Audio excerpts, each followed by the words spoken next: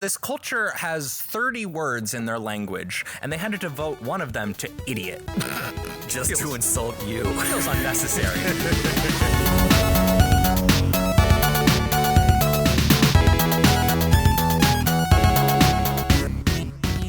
What is up, everybody? Welcome to the Audiophiles, A place where we get together to hang out, talk about music, video games, and all the things we love about them. I'm your excited music business friend, Knox, joined today by one of the smartest music performers and analyzers, Mr. Malik Samore. Hey, how's it going? In today's episode, we're talking about Chants of Sennaar. This is a new game that came out last year with a novel language learning mechanic. It uses the light and exotic score to set the tone for a world that feels foreign and approachable at the same time. Let's do a bit of context for the game. Came out, I think it was back in September of last year, 2023, developed by a studio called Rundisk, published by Focus Entertainment, with music by composer Thomas Brunet. This is made by a two-man team with other teams helping out with programming, and the composer, of course. But this is a really small indie project from a studio in France. They came up with this concept at the beginning of COVID. Developers had this long-time interest in language, and I think we should give some context what the gameplay of this game is like.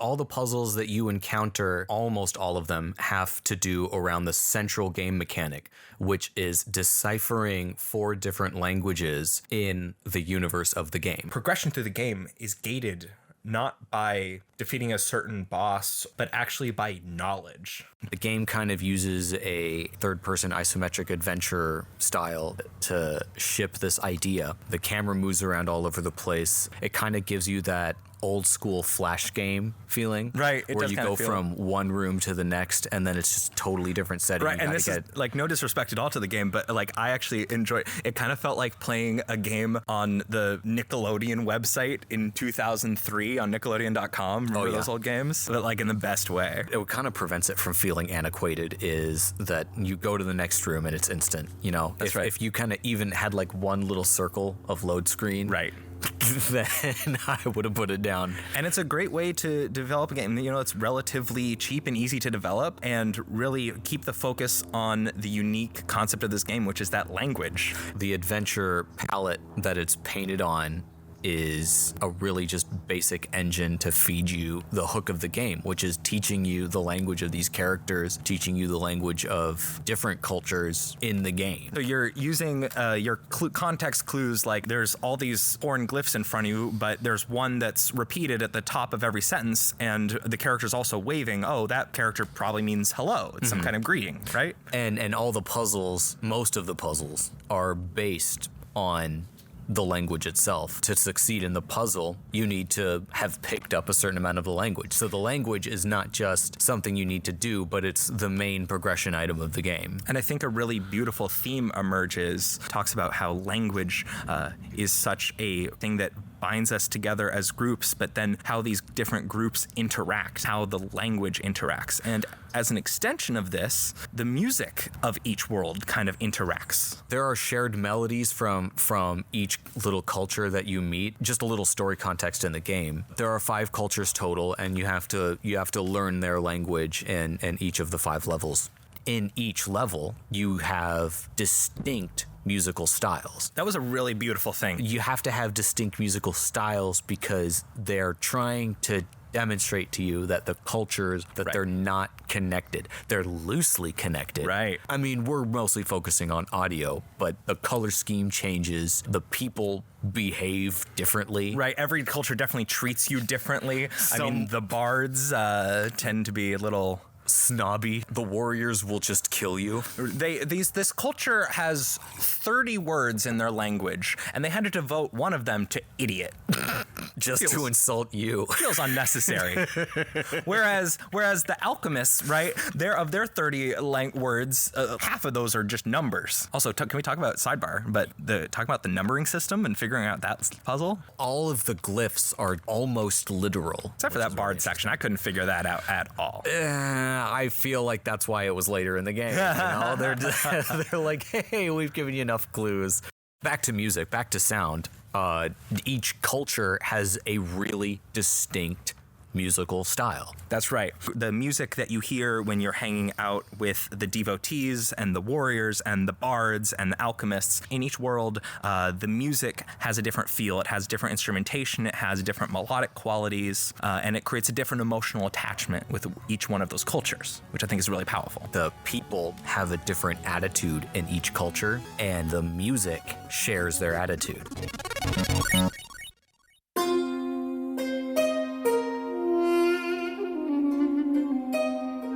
Track 1, Out of the Cavern and Into the Light, is the opening track of the game. This introduces the character instruments that we're going to be listening to for the rest of the title. And what I thought was really interesting is that kind of thematically, these instruments are all playing their melodies one at a time, discorded from everyone else, not aware of each other's existence. The instruments, they're taking turns to play the same melodic ideas, but they're not exactly doing it in a particularly musical way. Right. And it's all happening against the bed of this rolling dulcimer, which is almost kind of functioning as a drone. To me, just kind of sounds like the sunlight beaming into the window helps warm up this piece. And it shapes all those crescendos. The rolling dulcimer is really the only way that you're going to get that like growing, shrinking. Exactly. And it really makes it feel warm and inviting. It introduces this kind of quirky, whimsical feeling that the entire soundtrack has. Earlier, you were using the word soundscape. What this opening number is doing is showing us the sounds that they want us to get used to. Because even though every little culture in the game sounds different, they all share an instrumentation. So he's getting us into a consistent instrumentation that's related to each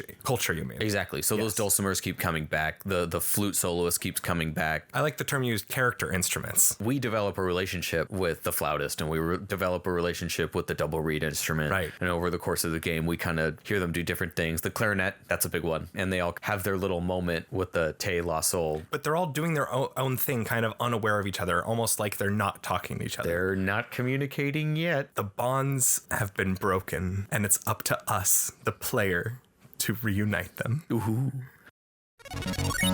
Track 2, Catch Me.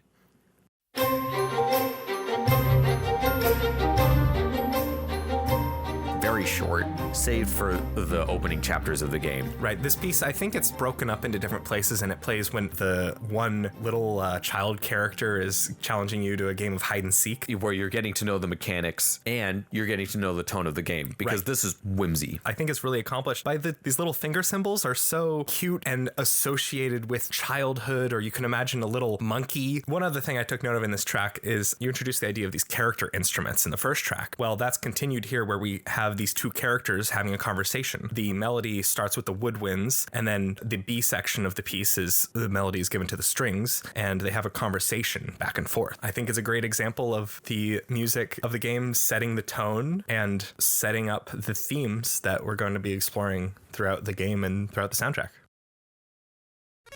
Track 3, Forgotten Bonds.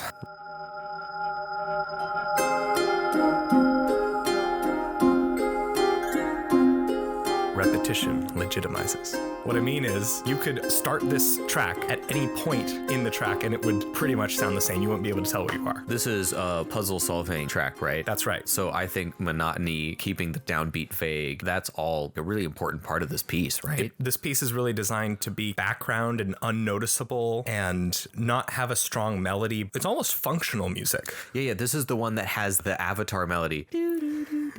What is that in solfege? That would be Do Ti Sol Mi, if I'm not mistaken. Right. The same as the love theme from Avatar. That's the one. That's the one. But what I found interesting about this, so you have that repeated phrase of the chimes in the background, and that is kind of this ever-present, unchanging thing you have going on. And then there's other instruments that come in, and there are these long legato phrases, but they're not really quite melodies. They're just kind of, again, a soundscape, right? They're ideas, but I wouldn't even go as far as to say they're melodic ideas. They're just ideas. Right. Yeah. It's all about tone. They're not trying to entertain you. They're just making sure you're not bored while you solve the puzzle, while instilling what the game is supposed to feel like. It's almost like they're stimulating the left and the right brain at the same time. They're using the music to help you solve the puzzle. And when you're solving a puzzle, I think a repeated rhythmic idea can be helpful. It makes it perfect puzzle music for something that you're going to hear over and over.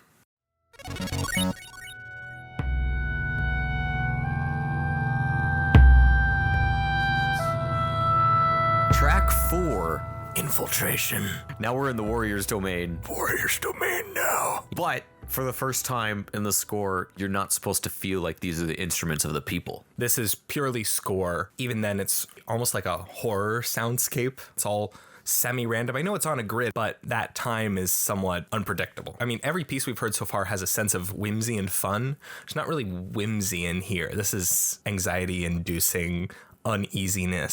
Stealth mission and music.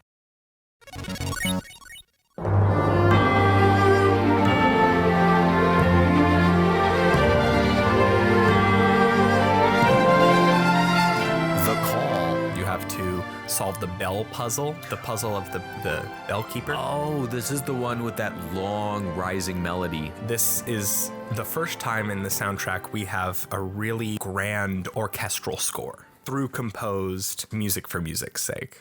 There's often multiple instruments playing the same melody at the same time. And if you continue our metaphor we've established of these instruments representing the different cultures, you are just starting to pull the cultures together. Maybe now 2 cultures are talking, but not all of them. Let's take just a moment before we go on to talk about how people can get involved in the network. First, thank you for your awesome reaction to our first episode. We're building a network of gamers, developers, composers, and musicians to come together and geek out over video game music. We are the Audiophiles, and we want you to be one too. How do you become an audiophile? Good news, you're already doing it. That's right. Listening to this makes you a lover of sound. But if you want to help this network grow, open up whatever device you're listening to this on and hit share. Because we're just starting out, we are, of course, trying to grow our presence on socials. Go ahead, head over to Instagram, give us a follow. We also have our shorts up on TikTok at Audiophiles Shorts and on YouTube. While you're there, you might want to subscribe to that channel because we've got something really exciting coming there. If you really want to go above and beyond, you can head over to our Patreon, where just $2 gets you monthly access to our bi-weekly hangout off-topic podcast, Audiophiles AF. And at the $5 level, you can even get your name in the description of this show and on our YouTube credits. And at the $20 level, if you're that crazy, we'll get you a shout out in every episode of the show. That's right. Thanks for joining us on this crazy adventure. We're just a couple of folks with full-time jobs, and this is a project that we could not be more passionate about.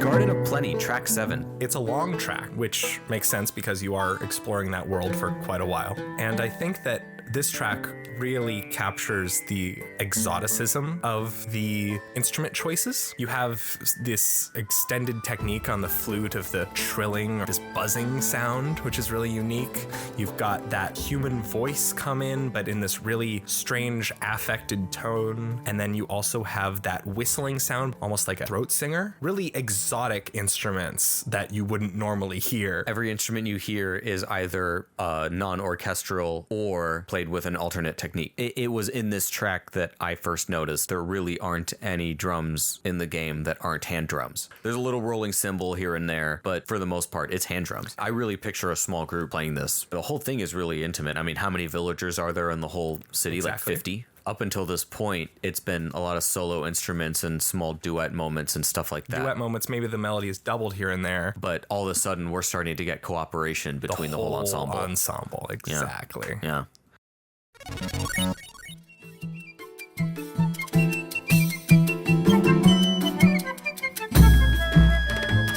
Track 8. This track is a bit of fun. It is a bit of fun. It's not long. We're having a bit of fun at the theater. It might be the most memorable moment of the game. Plays when you are watching the play at the theater in the Bard's level. It's only 90 seconds long, but it is sparking fast. And we listened to a little bit of the composer's other work. Listening to a bit of fun was probably his most out of comfort zone song. It does sound different from everything else in the soundtrack.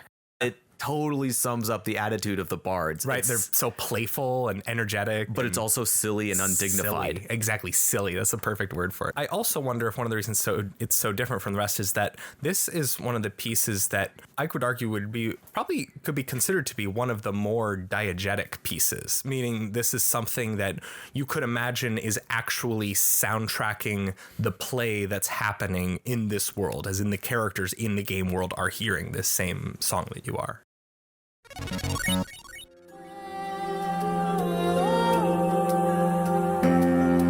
Track 9, Temple of Knowledge. This is another puzzle music piece. This is playing when you're solving puzzles, and it echoes the same idea of the earlier puzzle piece we were talking about. It's got this mysterious droning string, no real downbeat. You could start anywhere in the track and never really know quite where you are in time, but it's still setting the emotional context. It's a different emotional context at this time. It's good puzzle music.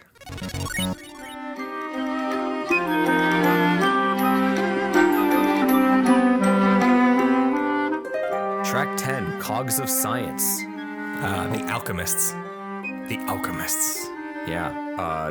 Now we are in the rising action part of the game because we've completed 3 levels. This is the last big story beat before the climax. Mm-hmm. And it's the last world that you're in that's like the other ones. There's 4 main worlds and then a 5th one that's different.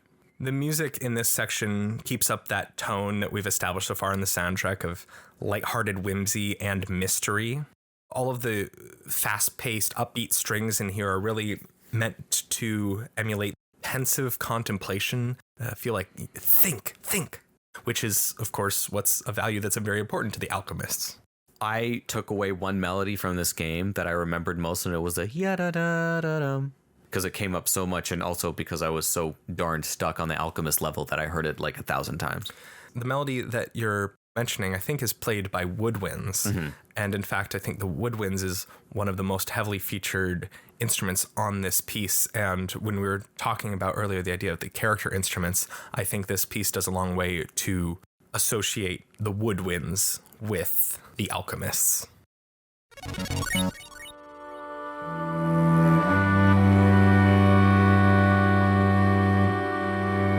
Track 11, Exil. This piece is so sad and mournful. It's really setting the emotional context for what's going on here. It's making you feel bad. This is the piece that plays when you are exploring the final level. I liked this one. I really liked the chords that he was building with the treble choir in the second half.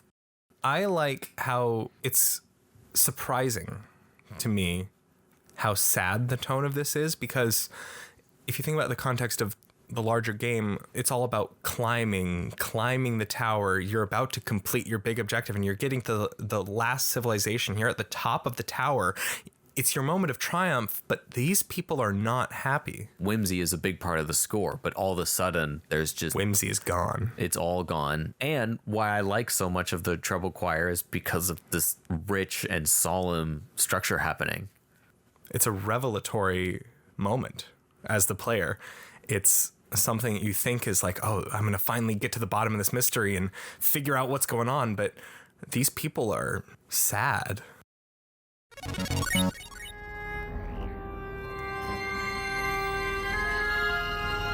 Track 12, In the Machine. This is travel music. You're traveling from one place to another, and it's very clearly not puzzle music because it's not very pleasant to listen to, and you don't want to be there very long. It really pushes you, the player, to not linger here. There's no collectibles here. There's no NPCs. You want to get from point A to point B, and the music is pushing you there. There's just these 2 melodies, and I noted that it's almost like tomb-like. It's almost like exploring the Pharaoh's tomb, which is so empty. What you're doing. You're exploring the tomb of this ancient civilization. I also want to call out here that this is one of the first moments in the soundtrack I noticed digital sounds. You have these little digital glitches happening in the background. It's interesting that the first time you hear an electronic instrument of any kind, it's in fact glitches, and it adds to that mystery and what's going on here.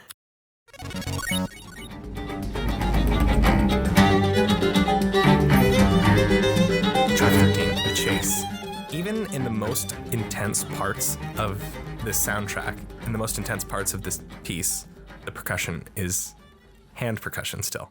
There's digital sounds again in this track that sound almost exactly like a dangerous alarm. The strings in this section are so fast and hurried that the bowing is so fast. Because there's only one cellist and one violinist, you can really hear that grinding bow. It's almost that they're so focused on the attack that intonation is kind of all over the place. It instills a sense of anxiety in me, the player.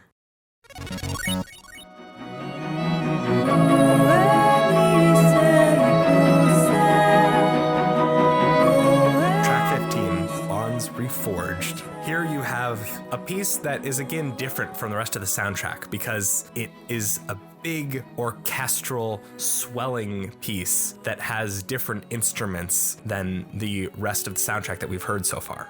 Talking about the structure of this piece overall, the introduction has kind of the same sonic world that we've been in. It has those strings and woodwinds and the hand percussion all playing together. Then it's building into this big moment of final triumph. And when you hit triumph, you hear a human voice. An actual song, too, like a Celine Dion hit in Sennaar language. Sennaar, Celine Dion. The human voice representing the idea of being able to talk to each other again. I don't know, is that too much of a stretch? Even when there are voices in the rest of it, it's either pure neutral vowel or affected throat singing. So suddenly now there's lyrics, there's text. It's not text that's familiar to us, but it's text. I wouldn't think it's a stretch at all to say that. I think it's really interesting that the story of this piece echoes the story of the entire game. So we've heard the human voice before a few points, but we haven't heard a piano, or if we have, it's been very sparse through the entire soundtrack so far. By introducing instruments that weren't in the rest of the soundtrack, it brings us back to the real world and kind of reminds us that we are playing a game and that this is the conclusion of it, because now we have a different feeling than we've had the entire game. I like that you brought that up. The composer really does take us out of the game by saying the game is over, let me sing you a song. And then there's the third section of the piece. It starts to wind down. Instruments fall out and it gets more simple, and you have a kind of denouement of the music and denouement of the entire story as it leads you into a resolution.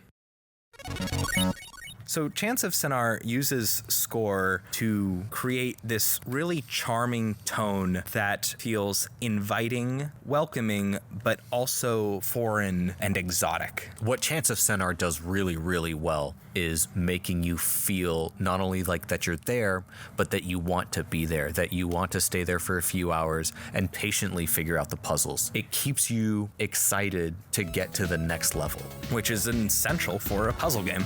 If you vote with your dollar and prove to the world that this is a great game, then maybe in 10 years I'll get my really, really big, really, really expensive grind-heavy game that teaches me Mandarin Chinese. This has been the Audiophiles Podcast. Thank you so much for tuning in. If you're just checking this out for the first time, it's a great time to pop open the podcatcher and hit subscribe and help grow the network. Till next time, I'm Malik. I'm Knox. And we are the Audiophiles. Play with sound.